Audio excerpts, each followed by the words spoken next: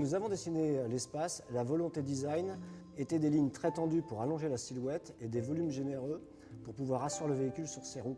On a traduit ça par un mot, la continuité. La continuité des formes, des lignes, mais aussi des teintes extérieures et intérieures.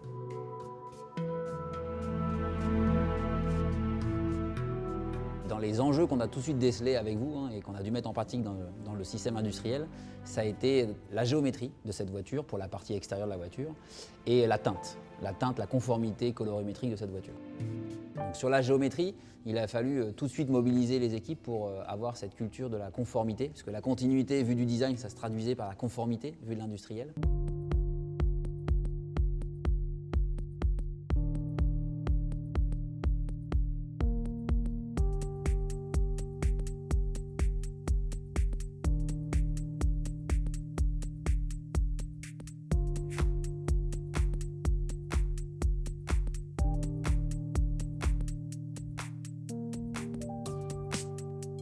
Pour nous, vu de la qualité usine, vu de la qualité industrielle, une caisse bien assemblée, c'est finalement une caisse où on ne se pose pas la question de savoir si elle a été assemblée. Et les éléments sont dans la continuité, les éléments sont ensemble.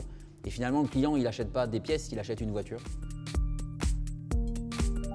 On s'était rencontrés pour des mises au point de la couleur et de l'aspect avec tes équipes. Tout à fait. Nous, pour répondre à cette exigence-là d'une belle peinture, on a nécessité en industrie d'avoir des moyens pour caractériser, pour mesurer cette colorimétrie.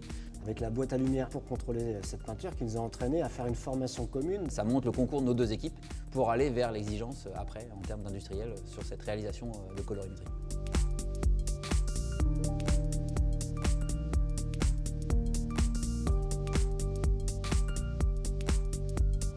Il faut que la robe soit belle, qu'elle soit bien tendue et qu'elle soit homogène. Sachant que le challenge était sur 920 pièces. Tout à fait. Ça a permis, en priorisant sur les sujets qui sont vus par le client, de finalement tirer toute la chaîne d'exigence. On avait identifié une zone critique entre toute la partie chrome, le montant de baie, le capot et l'aile, donc qui demandait une attention particulière en termes de finition. C'est vrai que cette zone-là est complexe puisque en fait, c'est le mariage quand même de beaucoup de technologies qu'on ne voit pas une fois que la voiture est assemblée et peinte. On a un capot aluminium, on a une aile plastique, on a une pièce rapportée au montage, on a des chromes qui ne viennent pas obligatoirement des mêmes fournisseurs. L'exercice est intéressant puisque ça a dû mailler tous les métiers. Les peintres pour la partie colorimétrie, l'exécution géométrique puisque cette zone en Y est complexe à réaliser et nécessite vraiment de la finesse dans l'exécution. Donc c'est vraiment le symbole de nombreux travaux qu'on a dû mener ensemble. Notre volonté d'aller jusqu'au bout de ce que nous aviez demandé dans le dessin, ça va être l'assemblage du cockpit, et surtout de la console flottante. Il y a beaucoup de pièces, il y a du multimédia, il y a du jonc de lumière, il y a des pièces d'ébénisterie, il y a l'interface mécanique. Et finalement, arriver à l'exécution parfaite de cet assemblage-là, on répond vraiment aux critères qualité en termes de robustesse, en termes de géométrie, en termes d'assemblage. Au-delà de toutes ces réussites, on a eu quelques sujets difficiles à régler sur la voiture. C'était le centrage de la planche de bord par rapport au panneau de porte. Et donc ça a été une prouesse technique.